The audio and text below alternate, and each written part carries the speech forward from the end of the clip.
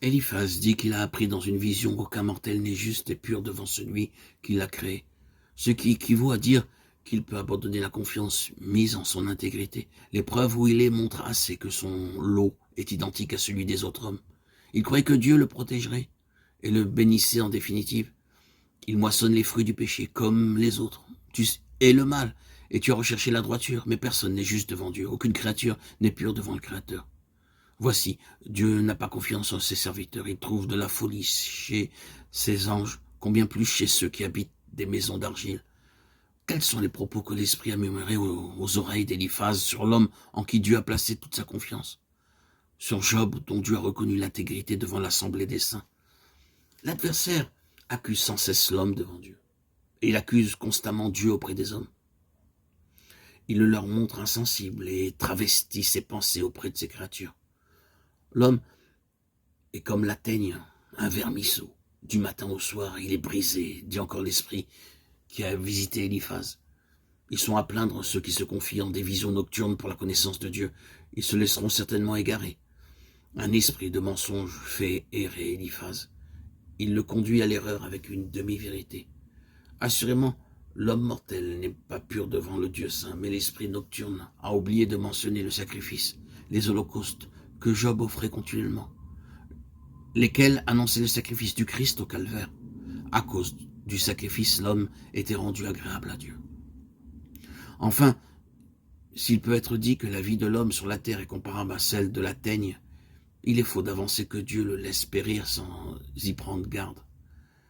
Les cheveux même de votre tête sont tous comptés, dit le Seigneur à ses disciples, et vous valez mieux que beaucoup de passereaux. Matthieu 10, 31, 31. Appelle maintenant, dit Éliphaz à son ami affligé, auquel dessein t'adresseras-tu? Chapitre 5, verset 1. Paroles qui font supposer qu'Éliphaz croit avoir été visité par l'un des saints au cours de la nuit. Quant à moi, j'aurai recours à Dieu, et c'est à Dieu que j'exposerai ma cause, dit-il au verset 8.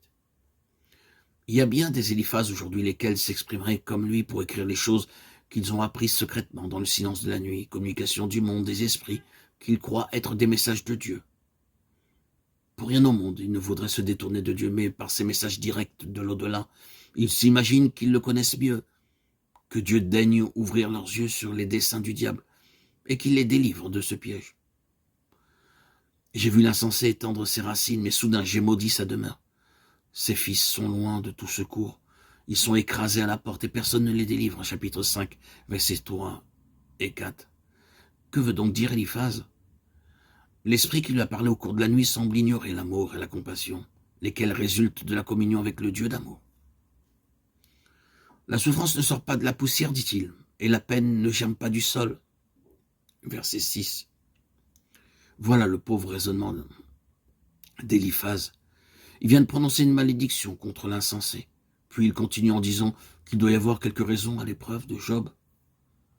Si j'étais à ta place, Job, je remettrais ma cause à Dieu. Il fait de grandes choses et des merveilles sans nombre.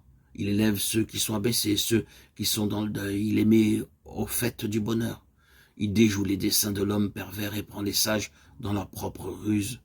Il sauve le pauvre de la main des puissants et il y a une espérance en lui pour les malheureux. Versets 11, 12, 13, 15, 16. Conclusion d'Éliphaz. Voici, heureux l'homme que Dieu châtie. Ne méprise pas la correction d'El Shaddai, car il fait l'appeler et il la bande. Il blesse et ses mains guérissent. Chapitre 5, versets 17 et 18.